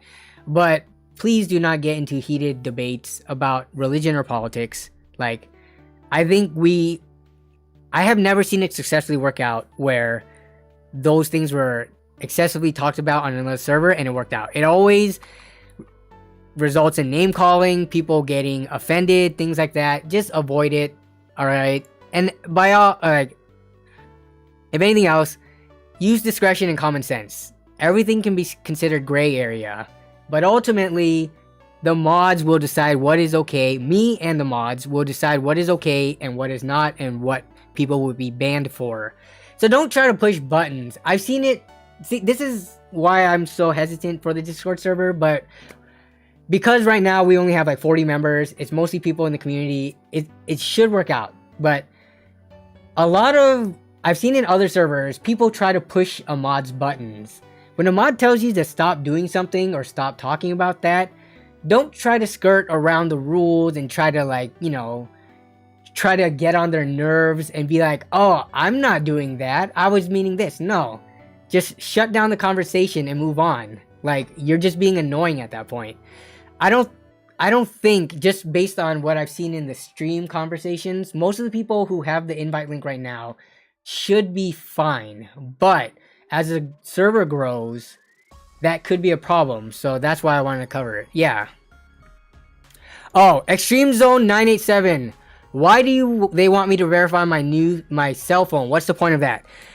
That's just because they're not going to use the information or anything. It is just another layer of getting trolls and stuff out of the server. If I only did email verification, if someone gets banned, they could easily make a VPN, make another email or something like that, and get back in the server unknowingly. But I know the cell phone thing. I went back and forth about the cell phone thing. I personally don't think it's a big deal. Your phone number is not going to be shared to members of the server. I don't even know what your cell phone number. It is like a piece of identity that is difficult to replicate and make hundreds, if not thousands, of bots to ruin a server experience with, if that makes sense. Tater says, I don't have a phone, rip. I think you could, I don't know if Google Voice works for it, but if you don't have a data plan, so you won't get any. Okay, I mean, I may lax that, but for now, it is the highest level of security to keep the trolls and stuff out of the servers. And can y'all who are part of other servers let me know, have you joined other servers that required cell phone, like a phone number verification? Or is this the first time you're ever seeing it? I could have sworn I've joined other ones with it. So, like, for me, I don't think it's a big deal, and I think it is a huge, like, step for safety precaution and filtering out people who might make duplicate accounts and things like that. So yes, lots do. Most of them do. They do have high security. I think it's a Discord thing and not a server thing. I saw it in the Cultist PSU server, Christopher Yee Discord. Yeah, so it sounds like it is a pretty normal thing. Like, I totally understand people who are hesitant against it because your cell phone is a very private thing, or you may not have a cell phone. But I think just for the majority and the masses, it is a good idea to have it in place. So Extreme Zone, I mean, you're here every stream anyways, and you still have the Discord, the Twitter. So I'll see. I'll keep on thinking about it. But for now, I kind of have to keep it in place. Yeah, Eduardo, I did add some bots, but then I removed the bots because I found out other workarounds to using the bots. But as we need bots, I will add them in and get them set up. It might take a while though, because again, I'm slow. How do you people do two-factor authentication? Yeah, don't you have to have a phone? No, you can have a phone without a data plan that can still have two-factor authentication, can't you? As long as you have data? Or am I wrong about that? It's been so long since I set up two-factor authentication. I don't remember if a phone number is required. Yeah. Japo says, I wasn't in stream earlier. Will you still be streaming on Wednesday? Yes. Wednesday streams are the norm this week specifically, and maybe, I don't know if in the upcoming weeks with the holidays and everything, I will still stream at least once a week. The day of the week that I stream may change, but the Wednesday streams is what the stream schedule is. If I reschedule, I will let you know via community post like I did this week, and yeah.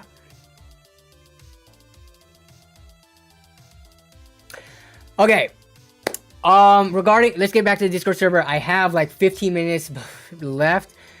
So the channels that I have set up right now, new members, this just tells you when people join. I think it's just useful to have as like a history of, you know, so you can see like, if you ever wanted to look up when a certain person joined the server. It's not really gonna be too useful to most people, but it can be in certain situations. There's a general channel, which apparently a ton of, wow, there's been so many more posts. So general channel is pretty much everything. I mean, feel free to have, you know, have fun here, have whatever conversations. We see new things being posted right now. And then I will add more specific channels as we need them, but this could be used for pretty much anything at the moment. It looks like a lot of people like using GIFs and saying hi right now, but for this is, oh, people are posting their PC setups. Nice, here we go.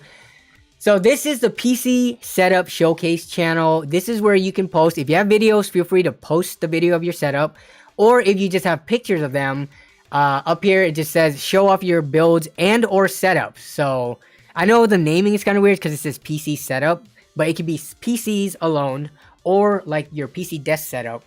Just showcase it, show off, give people ideas and things like that. And I will be probably using this channel for future streams when I pull up people's setups. Here's the deals channel. The deals channel should be only enabled for myself and the mods. And that's because we're going to be putting affiliate links in here. Feel free to post other deals either in general or buy, sell, trade. And if we see it and we think it's like, hey, that's a pretty good deal, we could get a link up in the deals channel with the affiliate setup. And, oh, we can post here. Uh-oh, that shouldn't be... That should not work out. Thank you for letting me know, though. Let me edit the channel. So, permissions. How do I... Yeah, you should have... Oh, no. You should have the permission to view. You should not be able to manage permissions, create invites, send messages, or anything. You should be able to see the history, though. You can add reactions. That's fine. External stickers, that's fine. Mentions, actually no. Manage messages, manage thread, read message history. Okay, now that should work. Alright. Now you shouldn't be able to post in here. Can you try to post again? It is a work in progress. I thought I had the... I think it's because I had the everything role set up for it. But I'm going to delete these. Thank you for testing and letting us know. But try to post in there again. You should be able to see the history and all the deals we posted so far, which you kind of started. It is good now. Thank you. You should put the channels that only staff can use in a different section. The channel that only staff can use is moderators, which you can't see right now, but what do you mean by that? So people don't get confused. Oh, okay. Oh, this should have been hidden. I'll make it so that it's hidden so that only the moderators can see. We didn't have like normal members in here really, so that's a good point. Okay. What else do we have? We have buy, sell, trade. So this is where people, you can post. So what we posted so far was like Reddit hardware swap stuff. Even if it's not your own, feel free to post things. This is kind of like the secondhand used market section of the server. So you can post other deals you find online here. Or you could sell your own stuff here. Here is the disclaimer I'm going to give to you all though. If you do peer-to-peer transactions, you are responsible as the buyer or seller, both of those two people in that binding contract, using hopefully PayPal, goods and services. You are responsible for that transaction. I am not gonna mitigate or like deal with or cast judgment regarding a deal gone wrong. You need to use the proper channels using PayPal, goods and services, so should you get sent something crappy or broken, you can deal with it through there. The hope is that most of us here are, you know, we are a pretty tight-knit community. I'm hoping people don't rip each other off.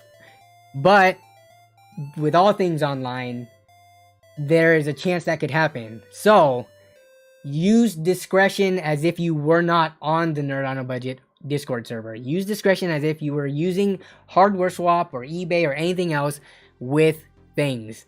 So that's what the buy sell trade is. If you buy and sell stuff on here, like some people, like we're already seeing listings here.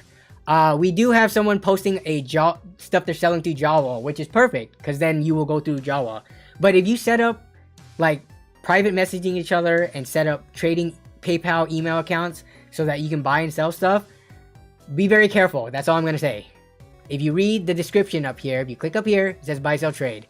Warning, use caution no matter who you are dealing with. You are responsible for your own deals conducted, and it is strongly advised to use secure payment methods like PayPal, goods, and service. Users who scam others, I will ban them from the server, yes. But beyond that, I cannot get you your money or your belonging back. So, I'm going to stress that because I do not want this to become a major problem because I cannot personally deal with that. Is there a link to the Discord? Yes, there is. Here's the Discord link. I will post it again. It is going to end in the next 10 minutes. All right. And then did Jason make the memes channel? Who made this? Whoever made this, thank you.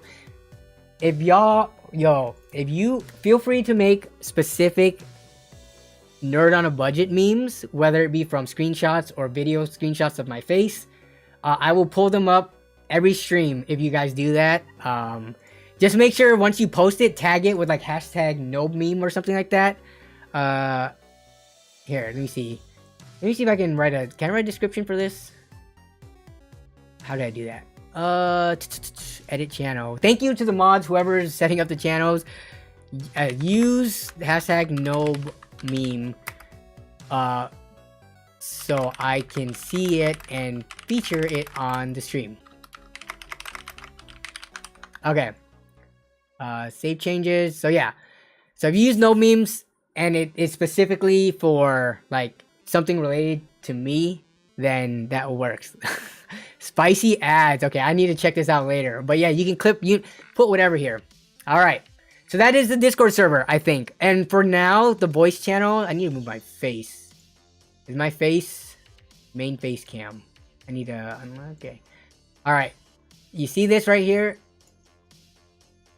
Right now, the voice channels are moderator, voice chat, which if I need to pull the moderators in to talk about anything, I have that. And then there's the lobby and gaming. They're pretty general channels right now. Not sure if hey, what's up, PC Focus?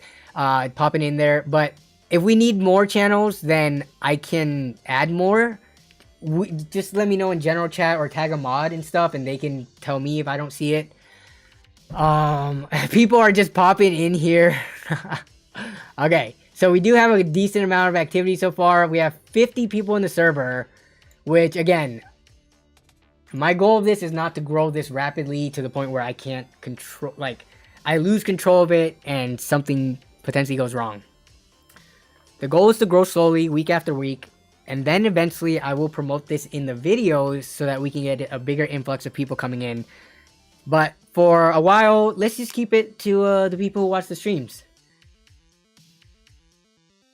Yeah, JG right, exactly. If there's enough people for certain games, like Valheim, I kind of want to play Valheim with the new Mistlands update. Maybe we can do a Valheim server and things like that. I know people usually like specific Discord server Minecraft stuff. I don't play Minecraft, but if there was one set up and people are playing it a lot, I'll probably hop in. Yeah, I have 7 minutes left of the stream. I got a hard cutoff at 6:30 my time. That is the Discord server. I will link it again. I'm not going to look at any more setups right now, Cozy, just because I want to spend time reading the chat, reading people's thoughts about the server in general, and then we will go from there. Big shout out, by the way, to the mods. We have Kevin Ngo right here. Kevin Ngo is one of the mods, one of the OG mods, and I'll talk about mods in a second. And then we also have, where's Jason Whitmer is also a mod. And then Christopher Coonan said he would probably be asleep because this isn't the normal stream schedule. So he is probably asleep right now. So he couldn't be here during the live stream. But there is me as the server owner and then 3 mods. Kevin, Chris, and Jason. I am not against getting more mods. Because over time, there may be a need for more mods. I already have people within the community, within the stream viewership, that I would consider for modship. So, if you are a stream mod already, you probably have a strong chance of becoming a Discord mod when the time comes, if we need to add more. But also, just people in the community that are usually here in stream, names that I recognize, for example, like JG Wright. I don't know if JG Wright would ever want to be a mod, but JG Wright is one of the winners of one of the OG, like back in 2017, Dell Optiplex gaming PC giveaways I did. And he's been a viewer and an attendee of the stream for a long time. There are people who aren't stream mods that I would also consider for Discord mods. But right now, I don't want to go overload on the mods. So, Yeah, so JG Wright, too busy to be a mod. The thing about being a mod also is it's like it's a volunteer type of position and it could be a lot of work. So yeah, I definitely want to, I don't want to have a situation where you have too many mods. I've seen that in some servers. So I know there are a lot of people who are interested in being mods for servers. But right now we are good on the mod situation. So yeah, we will revisit that as the server grows. All work, no pay. Well, I do have incentives for the mods set up right now. Some of it is with the affiliate program, which we'll see how well that goes. But also, I definitely want to treat the mods when I can. So, yeah. Try to get, you know, I don't want you all to work just completely for free.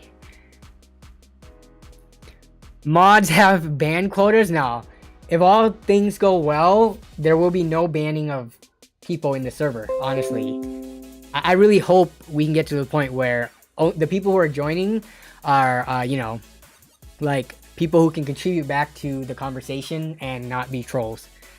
Can you send the, yeah, I can send the Discord link again. The Discord link should be dead in about 4 minutes, so hopefully I chose that and not a never-ending Discord link, because that would be bad. Let's see. Apparently people are posting in the memes. I don't want to get too into the Discord because I want to focus on chat right now. So let me bring up the chat box again. My bad for hiding you guys, but you're all here. So let's read chat.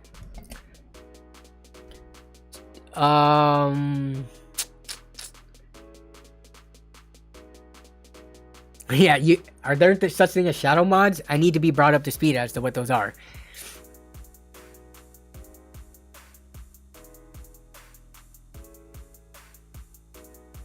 Yeah, so yeah, with the mod thing, like, I definitely want it to be people that I have at least become familiar with over the years. We're talking years here. All right, Christopher Kunin has been a channel supporter of the channel and viewer for years. Jason is a different story because I met him in person and he's in my WoW guild, or I'm in his WoW guild, or we are in the same WoW guild. None of us are leaders of it. I've met Jason before. He's a super chill, cool dude. So that's why he gets an expedited. I haven't known him for years, but he is a mod because I trust him. And Kevin Go has been watching the channel for a while, as well as been a very good YouTube mod. So yeah. Shadow mods are like air marshals. Are you saying that in that air marshals don't really do much, or are you saying in that air marshals are secretly really badass and they like maintain the peace, right? What do you mean by that? The latter? Okay, that's pretty cool then. Maybe I'll look into it, but yeah, that would be cool to give like some limited powers to other people. Just because, you know, Discord servers are 24/7. Me and the mods could be sleeping and then a fire could break out in the server with some crazy things going on. The more people who could help maintain the peace, which I hope the community members would do, the better, I guess. Chris, scroll up. Wait, let's see. I'm back there. I missed the Discord invite. You did. I will link it again. Oh man, it's gonna, the Discord, let me look at the invites real quick for the server. Server settings, invites. So Jason put out one that will die in, wait, what are all these ones?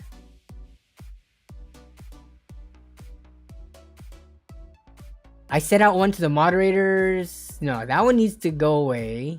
Huh. Jason, I think you put one out that is 6 hours long, if I'm not mistaken, or 6 days long. Oh, that's for you personally inviting Drew? Okay, got it. Okay. Yeah, it's really cool is that Discord can show you who has sent invites and stuff like that. So most people have joined via my invite code, which is dying in 3 minutes. I should be able to show this without anything going wrong. So yeah, here are the live invite codes. These ones are just ones that we were testing and using privately. But the one that was shared on stream is right here. 3 minutes left on it. Okay. What is the plan next week, says Shane Eslick. I will be traveling for Christmas next Thursday, usual time here. So next Thursday, your time will be, oh yeah, my Wednesday stream time. Next week's stream, I honestly don't know what it is. I usually come up with it on the spot. So maybe more discussion on 7900 XT or XTX. And there, you know, because there's gonna be more coming out about them.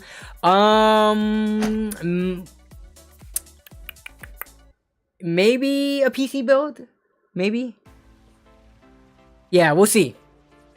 Yeah, a lot of the times I don't know what I'm doing for the next stream yet. I come up with it like today's kind of on the spot. I was lucky that the 7900 XTX released today, but okay. Oh, I meant one day. Yeah, next week's stream should be on Wednesday as usual. So Wednesday, 5 p.m. Pacific as usual. It was just this week I moved it.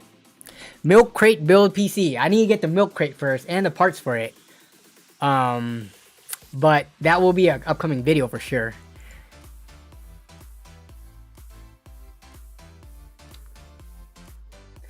Bruce Ghoslaw with the 3-month membership message. I think we're gonna close out with this one. I gotta end the stream. I gotta go raid. Jason, are they waiting for me?